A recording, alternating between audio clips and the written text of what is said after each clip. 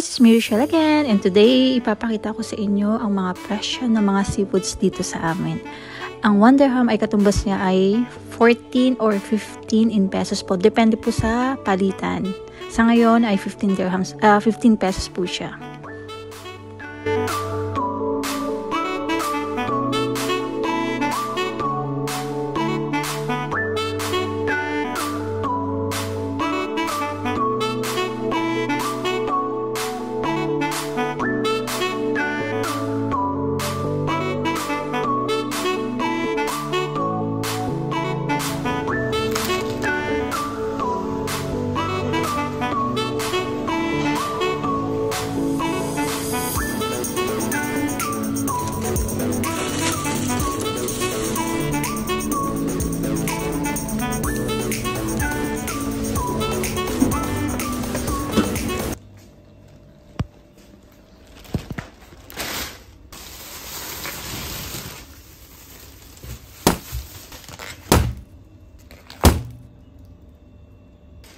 At ito nga guys, nakauwi na ako. At ito nga pala yung mga nabili ko kanina sa tindahan, sa store namin.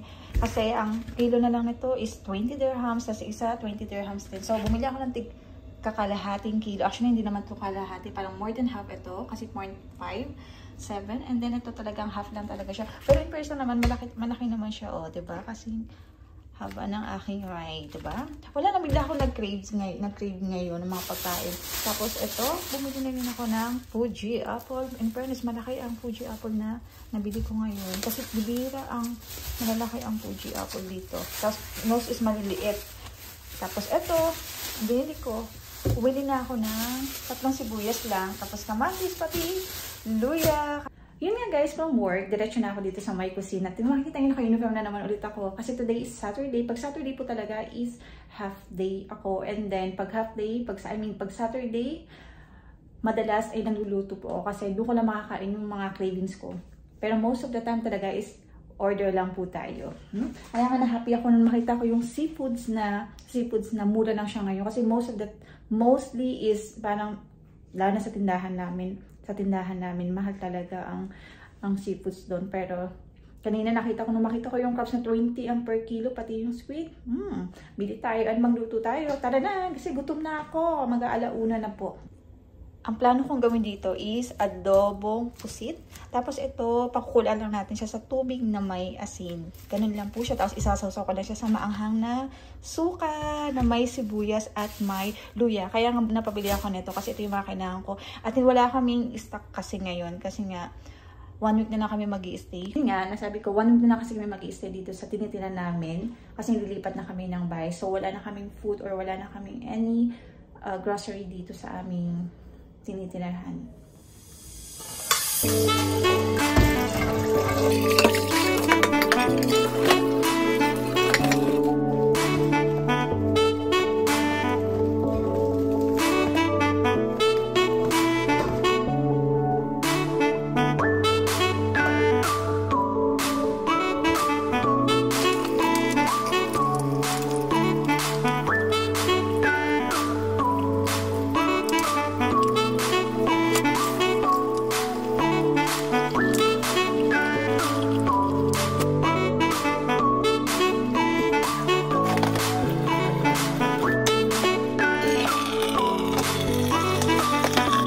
So, ito nga guys, naka-ready na siya. So, nilagyan ko na siya ng konting tubig, sibuyas at luya. Tapos, asin para magkaroon siya ng lasa.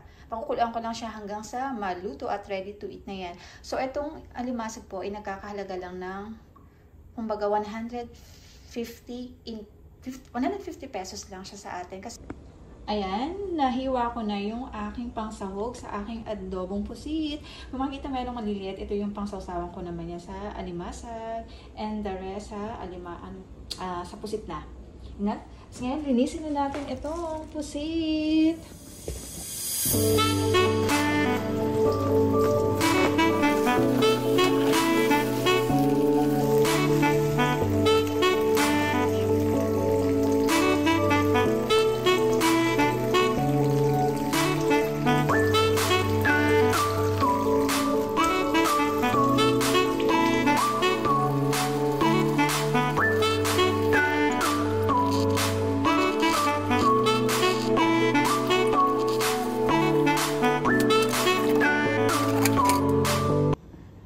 composite na nabili ko ay nagkakahalaga lang ito ng 170. Kasi lagpas siya ng half kilo. So, ilang peraso to. At saka, kung makikita nyo, talagang gusto ko siya kasi nga fresh talaga siya. Diba? Iba yung texture niya. Kasi usually dito, puro frozen. Kanina nakita kong fresh yung binibenta sa tindahan. Bumili ka agad ako, diba? Ilang peraso siya? 1, 2, 3, 4, 5, 6. Diba? O, sige na. Hihiwain ko na to. Ito nga guys, luto na yung aking inumasag. Tinanggalan ko na din yan ng tubig. Para hindi siya mababad. Tapos ngayon, ginigisa ko na ito mga pangsahog sa aking adobong kusis. Ito nga guys, malapit na siyang maluto. Yay! Kakain ako.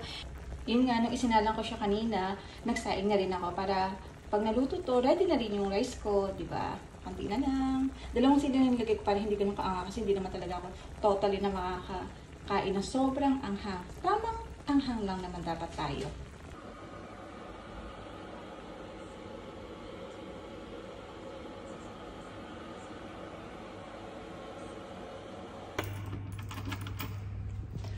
Yun nga guys, pagtapos ko magluto, naisipan ko bumili ng salt drinks.